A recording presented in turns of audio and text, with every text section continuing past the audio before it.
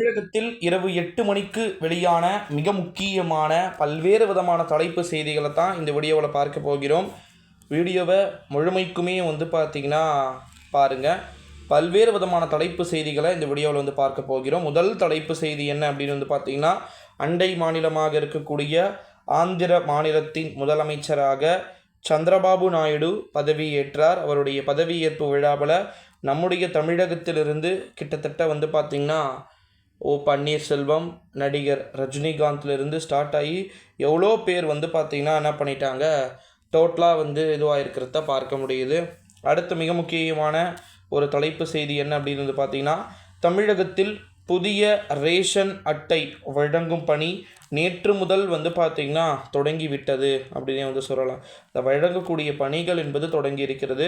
அடுத்து மிக முக்கியமான ஒரு தலைப்பு செய்தி என்ன அப்படின்னு பார்த்திங்கன்னா, ஆயுத பூஜை முன்னிட்டு, ஆயுத பூஜை என்றைக்குன்னு தெரியும்னு நினைக்கிறவங்களுக்கு கிட்டத்தட்ட பார்த்திங்கன்னா அக்டோபர் மாதத்துக்கு, அதுக்கு இப்போவே பார்த்திங்கன்னா சென்னையிலிருந்து சொந்த ஊர்களுக்கு செல்வோர் வசதிக்காக ரயில் டிக்கெட் 120 நாட்களுக்கு முன்பே இப்போ ஸ்டார்ட் ஆகுது. ஸோ பண்ணுறது இருந்தால் பண்ணிக்கலாம். இன்னும் 4 மந்த்க்கு அப்புறம் என்ன நடக்குமே தெரியாது, அது வேறு விஷயம்.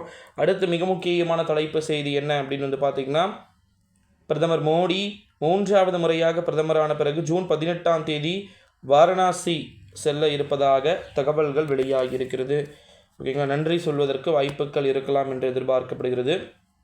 அடுத்த மிக முக்கியமான ஒரு தலைப்பு செய்தி என்ன அப்படின்னு பார்த்திங்கன்னா, நம்முடைய தமிழகத்தில் ஓகேங்களா அனைத்து விதமான பள்ளிகளும் திறக்கப்பட்டு தற்போது செயல்பட்டு கொண்டிருக்கக்கூடிய ஒரு சூழ்நிலையிலே மீண்டும் ஒரு தொடர் விடுமுறையை எதிர்நோக்கி தமிழகம் காத்திருக்கிறது அப்படின்னே சொல்லலாம். அதாவது சனிக்கிழமை, ஞாயிற்றுக்கிழமை, திங்கட்கிழமை, நாளை மறுநாள் தான் பள்ளிகள் இருக்கும். அதற்கு பிறகு மீண்டும் பார்த்திங்கன்னா விடுமுறை, ஒரு 3 நாட்கள் விடுமுறை விடுறாங்க. அடுத்தது தமிழ்நாட்டில் ரீசன்ட் டைமில் பார்த்திங்கன்னா மின்கட்டணத்தை அரசு உயர்த்தப் போவதாக தகவல்கள் அப்படின்றது வெளியாச்சு.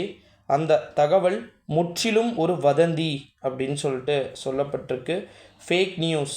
ஸோ ப்ளீஸ் யாருமே ரூமர்ஸ் பரப்பாதீங்க அப்படின்னு சொல்லிட்டு சொல்லப்பட்டிருக்கு. ஓகேங்களா, அடுத்து மிக முக்கியமான தலைப்பு செய்தி என்ன அப்படின்னு பார்த்திங்கன்னா, ரொம்ப மிக முக்கியமான ஒரு தகவல் அப்படின்னே சொல்லலாம்.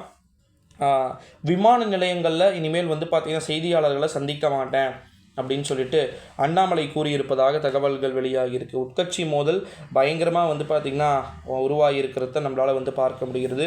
ஸோ டிஎம்கேவுக்கும் ஏடிஎம்கேவுக்கும் இருக்கக்கூடிய ஃபைட் மாறி இப்போ பிஜேபியிலே ஃபைட் போயிட்டுருக்கு. அடுத்த கடைசி தலைப்பு செய்தி, ஜூன் 20ஆம் தேதி தமிழ்நாடு சட்டப்பேரவை கூடுகிறது. இது போல் பற்பல தலைப்பு செய்திகளை அடுத்தடுத்து வரக்கூடிய வீடியோக்களை பார்க்கலாம். மறக்காமல் சேனலை சப்ஸ்கிரைப் பண்ணிக்கோங்க நண்பர்களே. இது போல் நிறைய வீடியோக்கள்